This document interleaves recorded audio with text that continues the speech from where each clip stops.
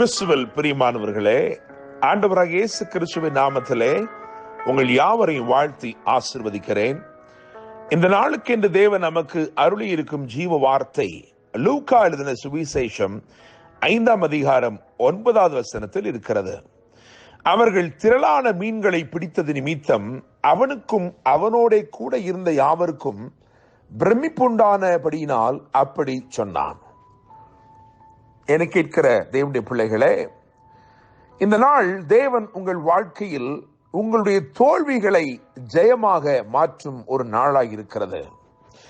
திரளான நன்மைகளை உங்களுக்காக தேவன் அகப்பட பண்ணும் ஒரு நாள் இந்த நாள். ஆண்டவராக இயேசு கிறிஸ்து பேதுருவை 2வது முறையாக சந்திக்கும் ஒரு சம்பவம் தான் இங்கே எழுதப்பட்டிருக்கிறது. யோவான் 1ஆம் அதிகாரம் 41 மற்றும் 42 ஆகிய வசனங்களை கவனிக்கும் பொழுது, அங்கே சீமோன் என்னும் இந்த பேதுரு முதல் முறையாக இயேசுவை சந்திக்கிறான். அவனுக்கு சீமோன் என்றுதான் பெயர். அவனை ஆண்டவர் இயேசு கிறிஸ்து பேதுரு என்று அழைக்கிறார், பேரிட்டு அழைக்கிறார்.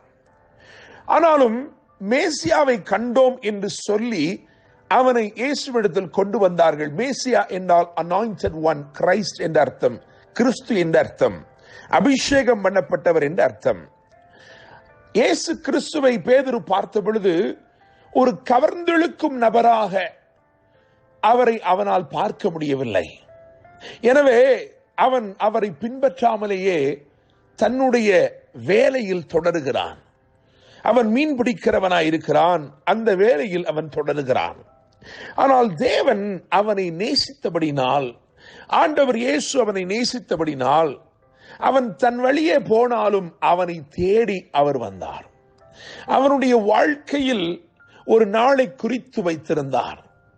ஒவ்வொரு நாளும் மீன்களை பிடித்துக் கொண்டிருந்த அவனுடைய வாழ்க்கையில் அவனை அகப்பட பண்ணும் ஒரு நாள், அவருடைய அன்பின் வலையிலே அவனை அகப்படுத்தும் ஒரு நாளை தேவன் முன் குறித்து வைத்திருந்தார். அந்த நாளிலே சம்பவித்தது என்னவென்றால், இரவெல்லாம் அவன் பிரயாசப்படுகிறான், ஆனாலும் ஒன்றும் அகப்படவில்லை. இரவு முழுவதும் அவனுடைய பிரயாசங்கள் எல்லாம் தோல்வியும் வருத்தமுமாயிருந்தது. அவனுடைய சிந்தனை அவனை நடத்தின எல்லா ஆழங்களுக்குள்ளும் அவன் சென்று பார்த்து விட்டான். அவனுக்கு வெறுமையே மிஞ்சி இருந்தது. அவன் மிகுந்த வேதனையோடு விசனத்தோடு வலைகளை அலசி கொண்டிருந்தான். அவன் படவுகளை ஒதுக்கி வலைகளை அலசி கொண்டிருந்த பொழுது, காலையில் சூரியன் உதித்து வருவது போல் ஆண்டவர் இயேசு கிறிஸ்து அவன் இருக்கும் இடத்திலே அவனை தேடி வந்தார். அவன் எங்கே தோற்று போய் நின்றானோ, எங்கே வெறுமையாய் நின்றானோ, எங்கே தனிமையாய் நின்று கொண்டிருந்தானோ, அங்கே அவனை அவர் தேடி வந்தார். என்னை கேட்டுக்கொண்டிருக்கிற தேவனுடைய பிள்ளைகளே, ஒருவேளை நீங்களும் தோல்விகளோடு கூட காணப்படலாம், தனிமையிலே புலம்பிக் கொண்டிருக்கலாம், வெறுமையோடு நின்று கொண்டிருக்கலாம். உங்களை இயேசு தேடி வருகிறார். ஒருவேளை இயேசு கிறிஸ்து உங்களுக்கு ஒரு கவர்ந்தெழுக்கும் நபராய் தோன்றவில்லை என்றாலும் இன்றைக்கு அவர் உங்களை தேடி வருகிறார். நீங்கள் அவரை வெறுத்தாலும் அவர் உங்களை நேசிக்கிறவராய் இருக்கிறார். அவர் உங்களை தேடி வருகிறவராய் இருக்கிறார். பேதுருடைய வாழ்க்கையிலே அன்றைக்கு கூட்டாளிகளும் இருக்கிறார்கள், கூலியாட்களும் இருக்கிறார்கள். கூட்டாளிகள் பொறுத்துக் கொள்வார்கள், கூலியாட்களுக்கு பணம் கொடுத்தே ஆக வேண்டும். அப்படி பணம் கொடுக்கிறான் என்றால் அவனுக்கு அது நஷ்டத்தின் கணக்கில் எழுதப்படும். ஆயினும் பேதுரு நஷ்டம் அடைவதை இயேசு அனுமதிக்கவில்லை. இயேசு அவனுடைய வாழ்க்கையிலே குறுக்கிட்டார். அன்றைக்கு அந்த இடத்தில் வந்து அவனுடைய படகை கேட்டு வாங்கி, தோற்று போன ஒருவனுடைய படகை கேட்டு வாங்கி அந்த வெறும் படகை நிரப்பும்படிக்கு அதிலே ஏறி பிரசங்கம் பண்ண ஆரம்பித்தார். என கேட்கிற தேவனுடைய பிள்ளைகளே, ஆண்டவராகிய இயேசு மாத்திரமே அவர் வெறுமையானவைகளை நிரப்புகிறவரும் வெறுமையானவைகளை பயன்படுத்துகிறவருமாயிருக்கிறார். அவர் ஏறி நின்றது ஒரு தோற்று போன வெறுமையான ஒரு படகு. அந்த படகு பேதுருவுக்கு கை கொடுக்கவில்லை. ஆனால் இயேசு அதில் ஏறி நின்று பிரசங்கம் பண்ணினார். இயேசு பிரசங்கம் பண்ணி முடித்த பிறகு அவனை ஆழத்திற்கு தள்ளிக்கொண்டு போய் வலைகளை போடு என்று சொன்னார். அவன் ஒரு வலையை போட்டான்.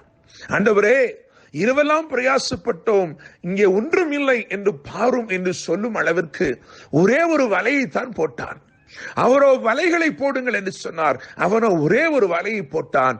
ஆனால் ஆச்சரியமாயிருந்தது, ஒரே வலையிலே 2 படகுகளும் அமிழத்தக்க மீன்கள் கிடைத்தது. அப்படிப்பட்ட மீன்கள் வேண்டுமென்றால் அங்கே பல வலைகள் பயன்படுத்த வேண்டும். ஒரு படவை நிரப்ப வேண்டும் என்றால் 3 வலைகள் தேவைப்படும். ஆனால் ஒரே வலையை கொண்டு 2 படவுகளும் அமிழத்தக்கதான ஒரு நிறைவை ஆண்டவர் கொடுத்தார். எனவேதான் ஆச்சரியத்தினாலே பிரம்மை கொண்டு அவர்கள் சொன்னார்கள், திரளான மீன்களை பிடித்த நிமித்தம் அவனும் அவரோட கூட இருந்த யாவரும் பிரமிப்பு உண்டானபடினால் அப்படி சொன்னார்கள். என கேட்கிற தேவனுடைய பிள்ளைகளே, இந்த நாள் உங்கள் வாழ்க்கையிலே பிரமிப்புண்டாகும் அற்புதங்களை அவர் செய்ய போகிறார். எந்த இடத்திலே தோற்று போய் தலைகுனிந்து நின்றீர்களோ அங்கேயே ஒரு பெரிய ஜெயத்தை வைத்திருக்கிறார். நீங்கள் அறியாத ஆழங்களுக்குள் உங்களை நடத்தி அற்புத நிறைவினாலே உங்கள் படவை நிறைத்து இன்று உங்களை ஆச்சரியமாய் வழிநடத்தப் போகிறார்.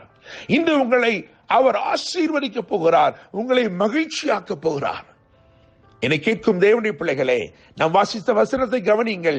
அவர்கள் திரளான மீன்களை பிடித்தது நிமித்தம் அவனுக்கும் அவனோட கூட இருந்த யாவருக்கும் பிரமிப்புண்டானபடினால் அப்படி சொன்னார். இன்று உங்கள் வாழ்க்கையிலும் பிரமிப்புண்டாகும் அற்புதங்களை செய்து உங்களை ஆசீர்வதித்து வாழ வைப்பாராக. என்றும் அன்புடன் pastor Daniel Moses. God bless you.